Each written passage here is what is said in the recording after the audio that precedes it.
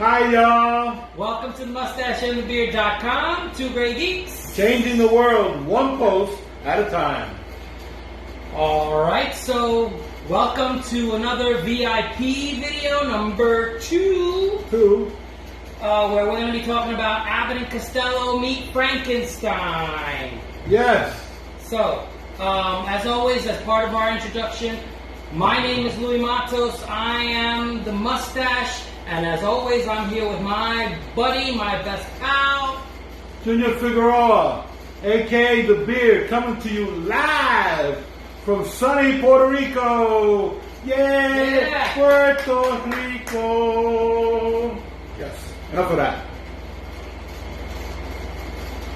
Now, VIP, what does VIP stand for? Vintage Iconic Playhouse. Okay, good, because I did not remember. That's why I threw that in there before you asked me. Yeah, you were going to ask me, and I was going to make a fool out of myself. So I dodged that bullet. Yay! Yeah, nobody said that you were the smart one. All right, so Vintage Iconic Playhouse. Vintage, for us, we talk about our classics, right? Right. We review a classic property, giving it the autopsy treatment. That's right. And the autopsy treatment is, we dissect it, we take out all the parts, examine them closely, put them back together, sew it up, spin it on its head, and see what happens. Yes, and so this is a classic according to us, Right. because it is older than 50 years. That's right. So longevity, exceptionalism, Right. funny as hell. Funny as hell. It's funny as hell. And paradigm shift because it's one of the first. Well, it's the first Abbott and Costello meets something, right? So Right. They went on to do a lot of the. It's a mashup of comedy and horror. Yeah. And this was their first, and it may actually have been the first of that type. Yeah. It might actually have been the first of that type. It hadn't Universal hadn't been around doing their horror that long, so I think it just very well might be the first one. it is. We're constantly getting into trouble with our PPPs, right? PPPs, Peerless Production people, they are constantly complaining to us. That we keep talking. We get along too well. We don't stop talking. All right. So we're going to start off with this movie. First off, the movie is Abbott and Costello Meet Frankenstein. All right. Which is a misnomer, because they actually meet Frankenstein's monster. They don't meet You're getting a little ahead of me, Beard. Okay. So background, right? Abbott and Costello Meet Frankenstein is a 1948 comedy horror film directed by Charles Barton, starring the comedy duo of Bud Abbott and Lou Costello. Yay! With 3 of the iconic Universal horror film monsters: Count Dracula, Frankenstein's monster, and the Wolfman. The Wolfman. All right, so immediately that starts. All right, you and a lot of other guys, right? All right, so 2 problems immediately come up with that definition from Wikipedia. First off, Wikipedia lists this as a horror comedy. And No. for us, No, I'm pretty no. sure. No. For the amount of laughter Yeah. that this movie generates, no. And IMDb lists this as a comedy, fantasy, horror. And so it is absolutely comedy first. Right. It does have its scary elements. And it is dealing with horrific characters. Right. I mean, there's no, The monsters. We're dealing with 3 monsters. monsters. Yeah, absolutely. All right, and they play it straight. But I don't know if I would put the fantasy before the horror, because it's got a little heavy on science. Right. Exactly right. Because it's called Frankenstein, right? So that's a sci-fi horror. Right, and the whole thing, it's got a laboratory, it's got scientists, it's got mad scientists, it's got the fantasy element, of course, is Dracula, vampire, Wolfman, werewolf, but I don't know if I put the fantasy in there before horror. Yeah, I would just, for me, it's a given that if you're talking about Frankenstein's monster, it is sci-fi, and it's a given that if you're talking about Dracula, it's fantasy. So I would just call it comedy horror. Right. I agree with you. All right. I agree 100%. Okay, and so my second problem is what you were immediately alluding to. That's right. It's not Frankenstein! Frankenstein is not in this movie! He is mentioned. Yes, and his book is mentioned. But it's Frankenstein's monster. Yes. The monster of Frankenstein, the creature of Frankenstein. It's not Frankenstein. Correct. So immediately I'm like, wait. It's just that at this point in time, Frankenstein received the name of his owner. Yes. Of his creator. Yeah, they keep by this point they're referring to the monster as Frankenstein. Right. So, a little pet peeve in the beginning, and then the original title was The Brain of Frankenstein. Again, the same problem. It's not The Brain of Frankenstein. The Brain of Frankenstein's monster. All right. So we get that out of the way.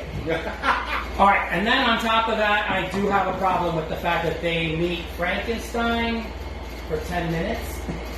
No, they meet Frankenstein the whole movie. He just doesn't move until the end for 10 minutes. So I would have preferred they call this Abbott and Costello meet Dracula. Or even meet Wolfman. But and I'm with you. I get it that they don't list all three monsters, but I guess Frankenstein was the most popular? I think so. I think based on popularity, I think that's why they went with Frankenstein. But the truth of the matter is, Frankenstein is introduced in the beginning of the movie, but he's powerless. The whole thing is he's got no electricity. Right, and he has no brain at this point. And he's like a drained battery, and he doesn't get a charge until the climax. So actually, the one that's doing all the running around in this movie is Dracula and Wolfman. And not even Wolfman, Larry Talbot. Is doing more running around than Wolfman is. Yeah, and so, this should have been Abbott and Costello meet Dracula. Dracula, yeah, it should have been. Generally, we start with the characters. Yeah. So, Bud Abbott and Lou Costello, right?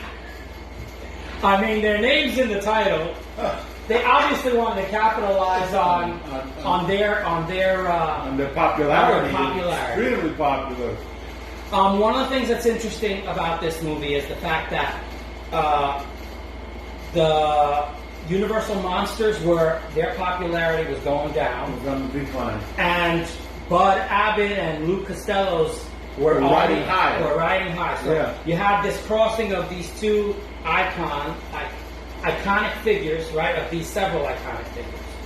All right, so Bud Abbott is playing Chick Young, and Lou Costello is Wilbur Gray, the baggage clerks at the railway station in Florida. Lon Chaney Jr. is Lawrence Larry Talbot. He's the Wolfman. Yes, good Wolfman in quite a few movies, yeah. Then we have Bela Lugosi, right? Bella. Love Bella. Who actually is the one that is the most on screen. Yes, and rightly so. Yes. Rightly so. He's fantastic. He's amazing. Yeah. He's amazing. And he has the charisma that he captures you. He may be standing there doing nothing. Right, his eyes. And those hands. So Count Dracula masquerading as Dr. Lejos. Then we have Glenn Strange as Frankenstein's monster. The second time for Glenn Strange. Yes. They wanted to get Boris Karloff, but he declined. He was too big at this point in time. He was Karloff. He was not. He's Carl. He's big enough that he's one name. Yes. Carlo. But he was willing to help promote the movie, which is great. You know, it's like, all right, I'm not the monster, but you know, he gets my stamp of approval, kind of a thing. He didn't want to go backwards. He was already a big star. He was doing the Mummy movies, you know, and he was the Mummy as well as the monster. All right, Lenore Albert is Dr. Sandra Mornay, or the Dr. Frankenstein figure. The mad scientist. Yes. And she's got a figure. Interesting female, and she's a fox. She's a fox with a nice little bit of an accent there. Yes. Yeah. She had a nice Bunsen burner. I think part of it was the fact that because she's working with Dracula, right? They had to have a woman for him to bite her neck. That's right. Jane Randolph is Joan Raymond, an insurance investigator. So we got two women. Two foxes. Yes. She's gorgeous. She's the blonde. Right. Whereas Dr. Mornay is the brunette. That Betty and Veronica thing going on. Yes, absolutely. Then we had Frank Ferguson as Dr. McDougal, Mr. McDougal, the museum owner. Right. He's the one that is more like he represents the townspeople. Right. Obnoxious. Then we have the last person that we're going to talk about is Charles Bradstreet as Professor Stevens' assistant to Dr. Mornay. Right. So Professor Stevens is his name. He's the dashing, the dashing figure, the dashing heroic figure. Has very little to do. Yeah, he's What's interesting is that in the credits is Professor Stevens. He was never once called Professor Stevens in the movie. They refer to him as Dr. Stevens the whole time. Yeah. So whatever. Mistakes abound here in this. Yes. All right. Before we get into the plot, I just wanted to say that this is during the Code era. All right. So I want to talk a few minutes about the Hays Code that started in 1934. The Code, for all of you that don't know, it are strict guidelines for making movies. From 1929 to 1934, there were anything goes. Anything goes, and apparently they felt, we really need to control that. So what they decided to do was they set these guidelines, and that went on until 1968. And it's basically a way of censoring movies and controlling. Censorship. Yeah, so you couldn't have an interracial kiss on the film, and all sorts of things. You were not allowed to. There were certain words that they weren't. You weren't allowed to use. They couldn't show belly buttons, right? You couldn't show the under of the breast, the bottom of the breast. You could the cleavage could go down to unbelievable, but you couldn't show the swelling underneath of the breast. All right, and so the important part here for everyone to understand is the reason why I bring it up is because in all of these movies, at the end, the monster could be as bad as he was in the movie, but at the end, the monster had to die. All right, so that's So I'm not trying to give anything away. I hate spoilers, but it's important that you know, in all of these movies, they didn't know that the next Son of Frankenstein was going to happen. So they killed off the monster at the end and had to figure out a way to bring it back. And they had to, because you had to show evil perishing. Yeah. You had to show the bad guys lose, right? So and we're talking about monsters. So monsters had to die. No matter how popular they were. They had to die. Now, the strain is on the writers for the next movie coming up with a logical way of bringing that monster back, but the fact is that the monster had to die. Yeah, so hence you got Son of Frankenstein, Son of Dracula, Son of Wolfman, whatever. Bride of Frankenstein, yes. Ghost of Frankenstein. You have all these creative ways to try yes, and get yes. a new monster. And if you've That is ever the seen, same as the old. if you ever seen a Godzilla movie, you know exactly what we're talking about. Exactly. If Godzilla freezes, oh, he's dead! Yay! Yeah, and then it's like, now let's defrost Godzilla. Yeah. All right. So basically, I just wanted to cover that before we go into the plot. All right. Beard. Usually, you deal with the plot. You carry that. So Okay, I'm gonna. It's a big plot, you know, for a movie that's 83 minutes long, and a comedy horror.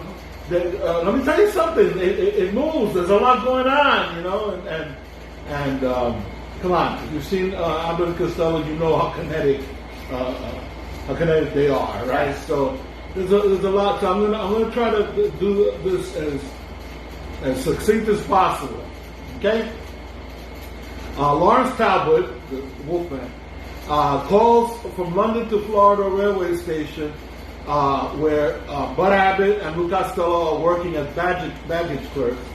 Talbot is trying to warn them of a shipment that's due to arrive from McDougal's House of Horrors. It's a local wax museum. The shipment contains the remains of Count Dracula and Frankenstein's monster, whom they think are dead, but Talbot knows is alive. Now, the problem is that as he's talking to Costello, the full moon rises and he turns into Wolfman, and so he tears up his hotel room, is howling, and Costello thinks it's a crank call. He hangs up, so he doesn't get the warning, right?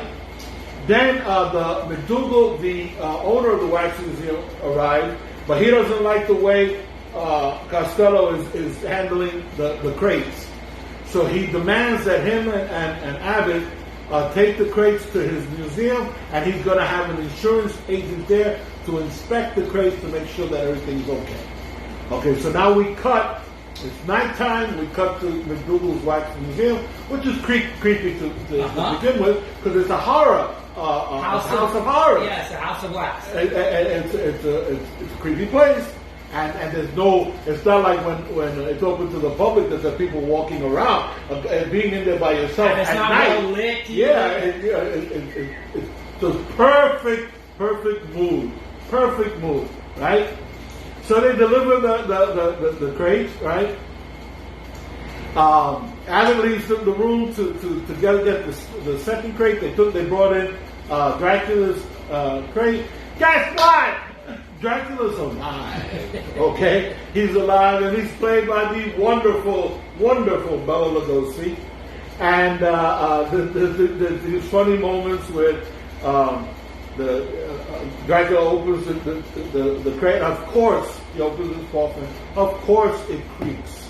Of course, because when they buried Dracula, they didn't have 4-in-1 oil. Mm-hmm. So of course, and of course, Costello freaks out, and we're cracking up, and there's the whole shtick back and forth. Chick! calling Abbott, and then Dracula is able to get out of the coffin and hide in the shadows. So when Abbott comes and they open, the coffin's empty. He slaps Costello around, for being an idiot, and we get, we get Abbott and Costello's stick, which we love. Okay, so then they bring in Frankenstein, and Dracula winds up stealing. Frankenstein is weak. He's drained. He's low on power. Dracula winds up giving him just a little enough of an electric charge on his bolt in order to get him. But he has to help him get up. So he has to help him get up out of the crate. So he's very weak. And so, of course, the crates are empty when McDougal comes with the insurance agent, and they accuse Abbott and Costello, and they throw him in jail. Okay, now that night, Dr. Sandra Mornay welcomes Dracula and the monster to her island castle. Sandra is a surgeon She studied Dr. Frankenstein's notebooks. She's been posing as Costello's girlfriend, right? Because their plan is to replace Frankenstein's monster's his useless brain, with a more pliable one, Costello's. Boy, are they making a mistake. Anyway, it's funny that Dr. Frankenstein's notebook says Dr. Frankenstein's notebook. Yes, the notebook says Dr. Frankenstein's notebook. That's because he would forget, oh, this is my notebook. It has my name on it. Yeah, he also needed a brain.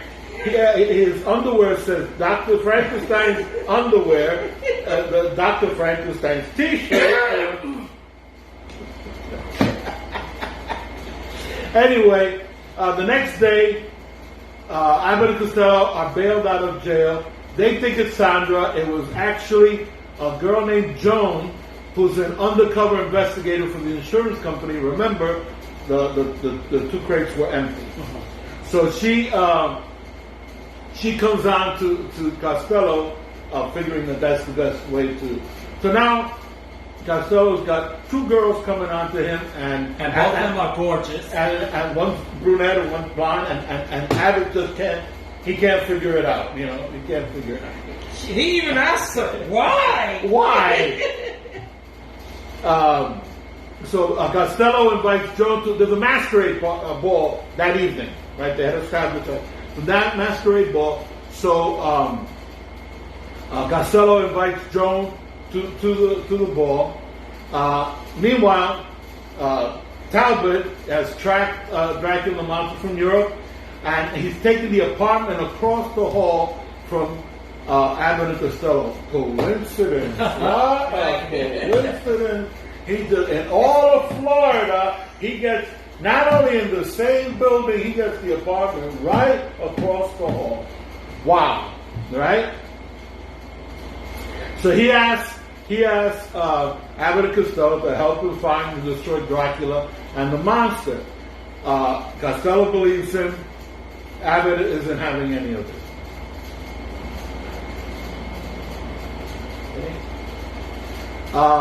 Okay, they go to Abbott and Costello and Joan go to Sandra's, which is a castle on a hill. Of course, because in Florida there are plenty of castles. Yeah, I've lived in Florida for 10 years. Believe me, you can't throw a rock without finding a castle up on a hill. So, and they go to there to pick up Sandra for the ball.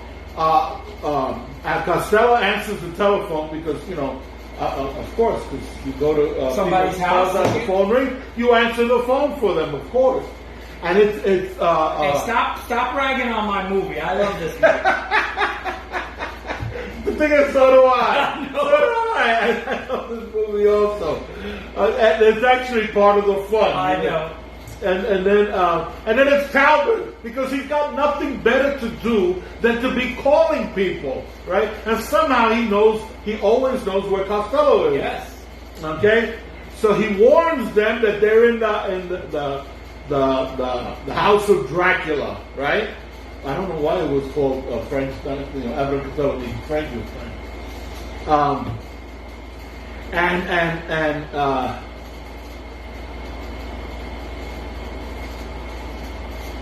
All right, he warns them they're in the house of Dracula. Costello reluctantly agrees to search the castle with Abbott, and they stumble onto a basement staircase that leads to a boat in the dock, and there's a sliding, a spinning wall. And so, Costello, that's a gag. That's a whole gag. Yeah, he finds himself in a room with Dracula and Frankenstein, and then he goes to get Abbott, and they get into the thing. They spin, but when they spin into the room, Dracula and Frankenstein are on the other side. So now they're not in the room; they're on the dock. So he can't prove it to Abbott that the Dracula and Frankenstein exist. there is a lot of Abbott and Costello shtick in this movie. It's supposed to be. It's their movie. Yeah. Okay? It's their movie. This is what we watched this movie for. Right? We watched it. We watched it to see Costello freak out. Right? Because nothing's funnier than watching him freak out. And to watch Abbott tell him no. Or slap him around. No, it's not happening. It's I don't believe you. I don't believe you. You know that's classic. And nowhere do they do it better than this under these circumstances. This is wonderful. Okay. Eventually they get back upstairs and they admit to Sandra that they were searching the basement, and Sandra gets scared because she thinks that they're going to get found out. And she was getting putting on makeup and getting dressed for the masquerade ball. So was Joan, right?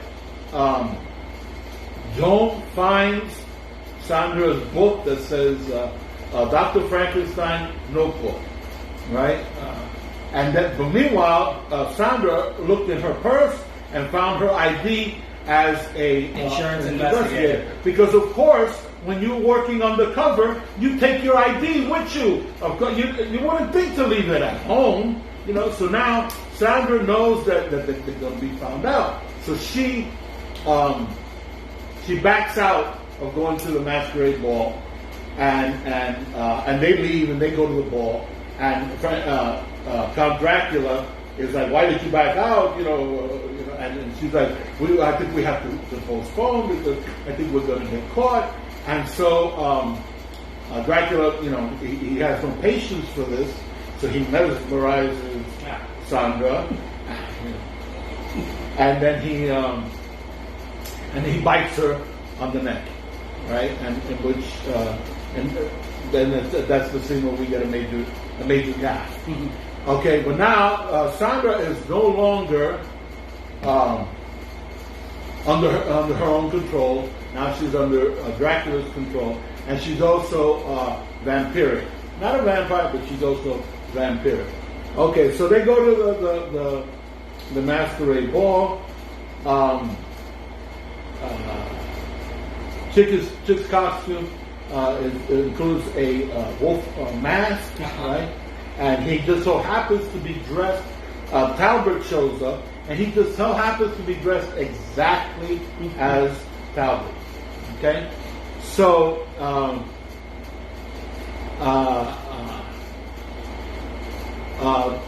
Count Dracula as Dr. Lejos shows up with Sandra, right? And Professor Stevens, right? And so all the players are at this masquerade ball. Stevens is suspicious because he doesn't understand some of the equipment that they're using. He's not in on the plot to switch brains. So he's asking questions. He obviously is attracted to Joan, and Joan is attracted to Stevens. They're at the masquerade ball. But the important things that happen is that they kidnap Costello, right? And Talbot turns into Wolfman and attacks McDougal. And because he was dressed the same as Abbott, and Abbott had a wolf mask, he accuses Abbott of being the one to attack him. So again, the boys are on the run. They're on the run. They're wanted by the law, and so they take Abbott to the castle, and they're preparing him for the operation. Right? Costello. Right. They take Costello to the castle, and they're preparing him for the operation. And the Abbott and Cheney and Stevens too, right? Yeah, Stevens went to. Yeah.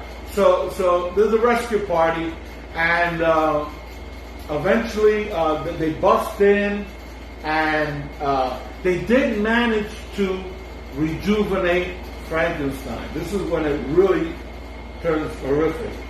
Okay, they do manage. So Frankenstein's monster is back. He's basically the Hulk, right? He's smashing things and breaking things and super strong and he actually kills Sandra. Right. He throws her through the window. He picks her up and he throws her. So through the yeah, window. spoiler alert. and That's I mean, they're on part. Yeah, no, that's what I'm saying. It becomes horrific, you know. And Talbot turns into Wolfman, and Wolfman goes after Dracula. So you get a battle between and it's going from room to room. You know, Wolfman's chasing Dracula. They're going from room to room. I don't think there's a lot of joking around in this. No, not you know, at this point, even though there's Abbott and Costello are running. There's a couple, like Costello running funny, but he's running afraid for his life. And there's one point where they try to barricade the door, and Frankenstein punches through the door, and he hits Costello. You know, he gets that look on his face, but it's not terribly funny. No, we're like, and we just saw, get out of there. And we just saw somebody get thrown out a window and killed. You know, so. It is kind of frightening.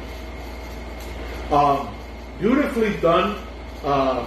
They use animation for Dracula turning in and out of the back. Yeah, the transformation is awesome. Yeah, it's beautifully done. And so what happens is that trying to get away from the Wolfman, Dracula turns into a bat, but the Wolfman jumps, grabs the bat, and the two of them fall off the balcony down a cliff into the rocks and the water below, and that takes care of them. Remember, monsters have to die, and then over the Frankenstein's monster has chased Abbott and Costello onto a dock, and they've gotten into a boat, and they're trying to get away, but the boat is tied up, and Frankenstein's monster is picking up things and throwing at them. So Dr. Stevens comes with Joan, and they take gasoline and they pour it all over the dock, and they light it, and it goes up in flames. And then Frankenstein's monster turns around and sees them, and he walks into the flames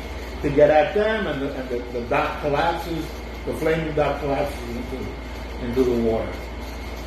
Okay, so then that monster has died, and you want to tell them who appears at the there's a so they're in the boat. Cameo. They're in the boat, and Costello says, "When I say something, believe it." You know, I said, "Believe it." And then I was talking about how glad he is that everything is over. And then you hear a disembodied voice say, "Oh, that's too bad. I was hoping to get in on the action." And then they turn, and there's a cigarette floating in the air, and a match, a light, and a puff of smoke. There's nobody there. And he goes, "Allow me to introduce myself, gentlemen. I'm the Invisible Man." And it's Vincent Price's voice. It's Vincent Price. I'm the Invisible Man. Ah! And they jump into the water, and that's how the... and there is Abbott and Costello meets the Invisible Man. So there you have it. Abbott and Costello met Frankenstein's monster, Dracula, Wolfman, and a cameo by the Invisible Man. Wow. But that's the kind of story that you got. 83 minutes, right? It's non-stop. It is non-stop. Listen, the way we described it, that's just the icing on the cake. There is something happening all the time. Yeah, and if you know in an Abbott and Costello movie, Costello's a chunky guy. Well, he's all over the place. Yeah, he's all over the place. What some people might call scatterbrained, Costello is scatterbody. Yes. He just is like, Abbott. It's kinetic. It's kinetic. All right, so let's go to post-production. This movie was received well. Of course it was. Yes. But not well enough to revive the Universal monsters. No. At this point in time, they did a lot of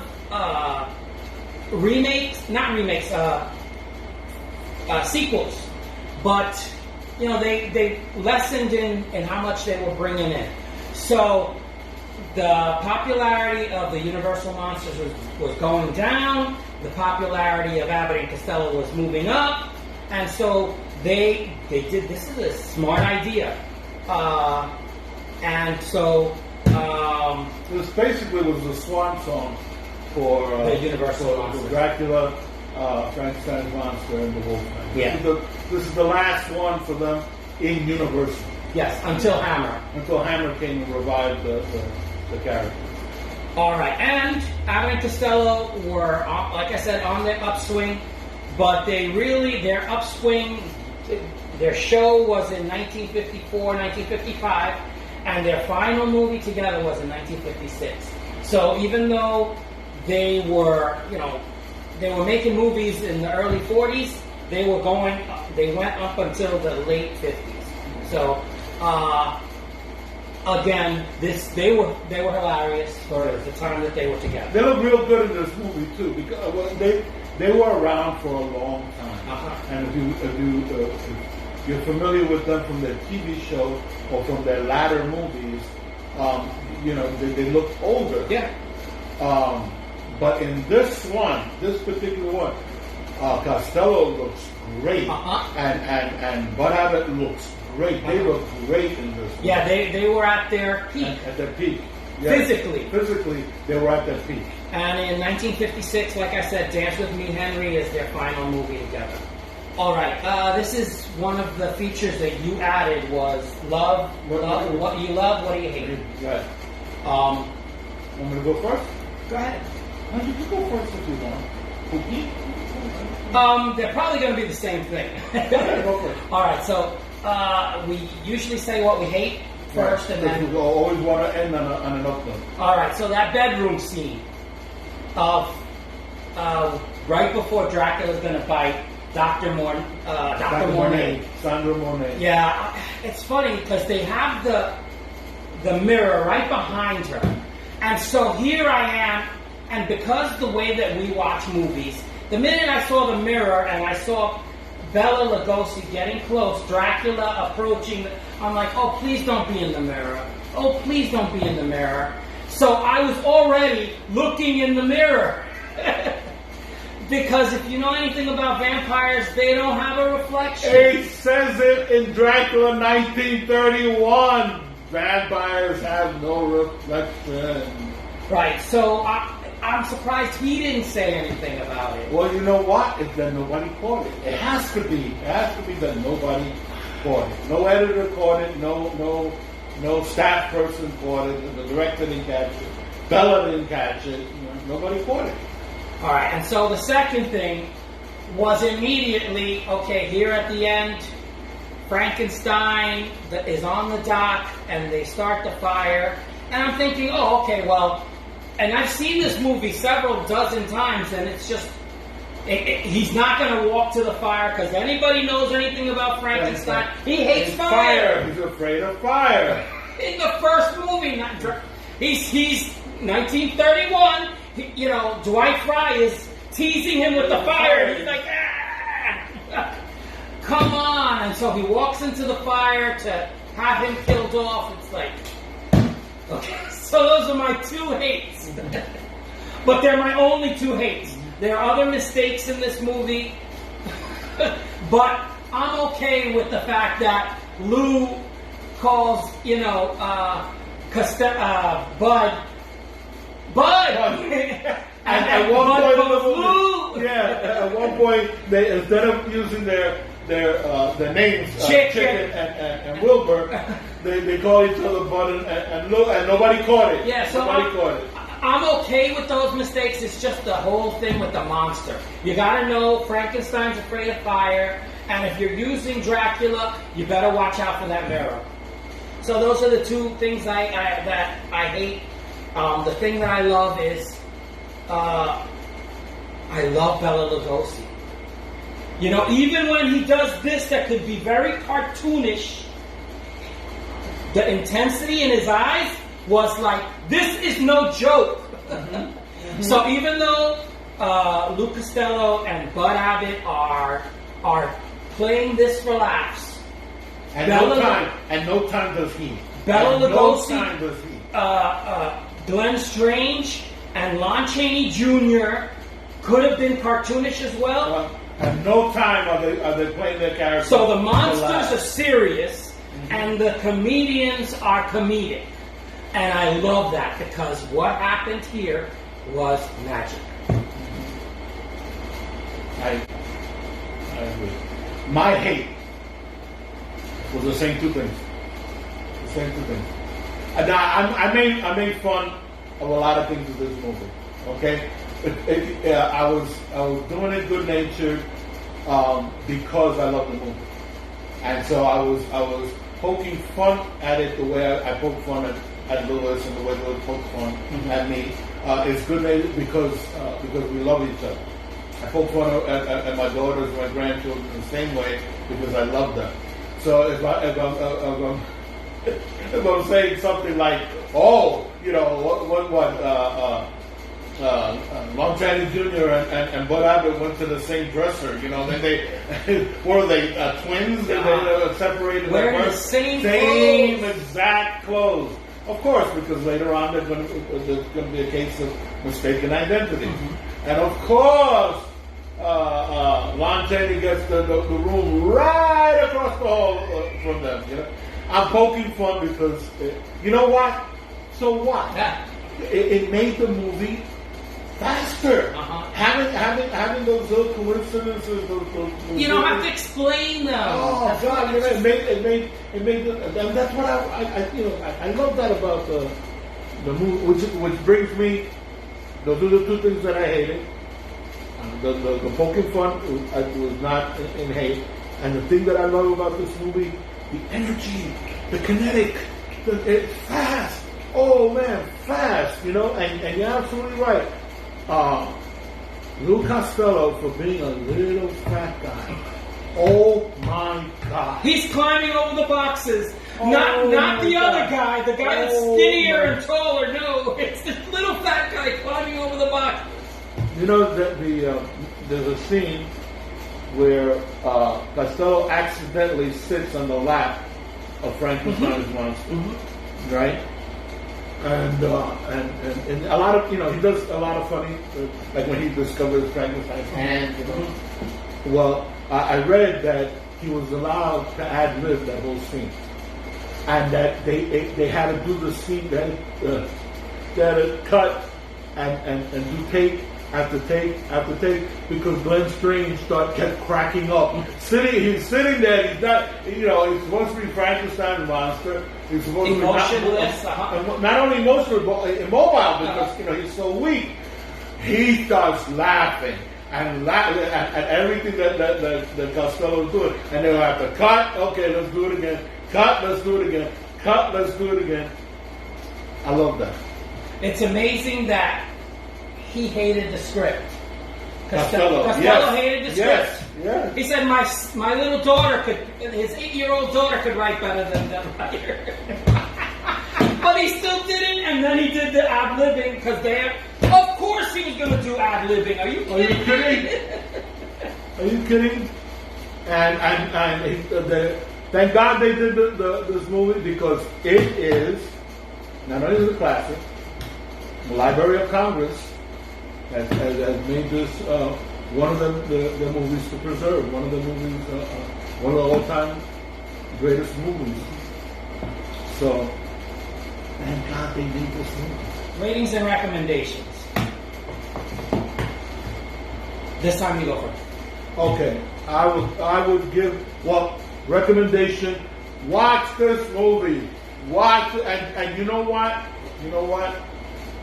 Treat yourself. Watch it with somebody else. Watch it with somebody you love. I watched it with Louis and his dad, and the three of us were dying. Okay? And their laughing made me laugh more. My laughing made them laugh more. Watch this movie with somebody you love. And as for ratings, I would give it 4.5 ratings. I can't give it 5 simply because there are mistakes. There are gaps. And so I can't say that it's perfect without any flaws. But man, this is a good movie. You know, and it's fun, and it's well worth the time. The 83 minutes to watch. Yeah, and 4.5 in our Great Geek scale is excellent, bordering on perfection. Yes. All right. So that's it. Okay. So I am very close to that because that's why I said the bedroom scene. I have to take a half a grade because I'm like anybody that's a Dracula fan is looking at that. Any vampire fan. Yeah. So that's a big glaring error for me. You catch it like that. And I was so hoping, I'm like, please don't come. Because they had it angled well, that he's out of the picture of the angle. But when he bends in to bite her on the neck, see, I wish she would have taken a step forward, and he would have bit her neck. And then there's no, or the cameraman to move it a little bit. So, but they didn't catch it. No, they really didn't catch it. So that's take a half a Grey Geek away from that, and then the Frankenstein fire, because it bothers me that how do you're making, and okay, this is on the downward spiral of the Universal monsters, but you're using Frankenstein. You better know the mythos. So it's like having Superman walk into Kryptonite. Exactly. He's walking on the planet Krypton. Yeah, come on. You can't. You should know better. Yeah. Anyway, so that's so mine is just a little bit less than yours, but still excellent. It's an excellent movie. I'm the one that wanted to watch this movie this weekend. That's right. So and I'm glad we did. Yeah, and I'm glad that we did. The VIP treatment on this movie. Yes. I agree with you completely. Watch this. My dad sat next to me, and I was laughing before he was, and I was like, "Oh, I hope he starts laughing." And then a gag happens, and it's like, "Okay, good." I'm glad he's laughing. So I was a little worried that he wasn't going to enjoy it. He said that he liked the movie. Yeah, he said this is a funny movie. Absolutely. It's funny, but it has its scary parts. Like, throw out of nowhere, Frankenstein. You're seeing this funny movie, and then all of a sudden, a woman is thrown out a window. You want a piece of trivia? Go ahead. That was Lon Chaney as Frankenstein. Oh, that's right. That's true. You know about that. Yeah. Tell him. Yeah, that he broke his ankle. Glenn Strange tripped on a cable and broke his ankle. He couldn't do that scene to throw her out the window. So Lon Chaney, who had previously played Frankenstein's monster, agreed to get into the just to throw her out the window. Just to throw her out the window. And that is, in my opinion, the most horrifying scene in the movie. Yes, absolutely. Absolutely. Because it's, you're hearing joke. And she screams. Joking, fun, and then all of a sudden, what? And she got hurt. Yeah. Yeah. Oh, did she? She insisted upon. She wanted to do her own stunts, but they said no. And it was a lucky thing that they did it because there was a tough woman that did it, fell wrong, and she got hurt. All right. So those are our ratings and recommendations. That was fun. The next video that we're going to do is our campy video number 3 for our classics library. Oh, yeah. Holiday movie. Yeah, so that'll be sometime. Watch for that next week. Okay, so if I'm not mistaken, I think and you're barely mistaken. We've completed our task of doing an autopsy-ish on our our vintage iconic Playhouse. You channeled me there for a second. The vintage iconic Playhouse of this classic movie that I absolutely love. I'm glad we've gotten a chance to see it again. And we got a really good copy too. Yeah. All right, so as we come to the end of the show, do you have a wise missive for us to end Yes, on? I have something I'd like to share. Sharing is caring. Caring is caring. That is a wise missile. I gave a wise missile. There you go. I don't need to say anything. Adolf Hitler. Okay. Adolf Hitler Just scared me right there. Wrote his manifesto, Mein Kampf, and in it he said, you tell a lie big enough and long enough, it becomes the truth. People, don't believe the lies. Okay? Do not believe the lies. Use your head. Think. Use the brains that God gave you for more than filling up the space between your ears. Think. Don't believe the lies. With that having been said, if this is your first time visiting the Mustache and the Beard and have enjoyed the video, I invite you to subscribe. Please press the like button. We try to make you laugh while entertaining you and informing you. If something has stirred you to make a comment, please do so. We invite everybody to comment. Love those comments. Tell us what we got right. Tell us what you think we might have gotten wrong. As always, we thank you for watching. My name is Louis Matos. I am the Mustache. I'm Junior Figueroa. I beat the Beard.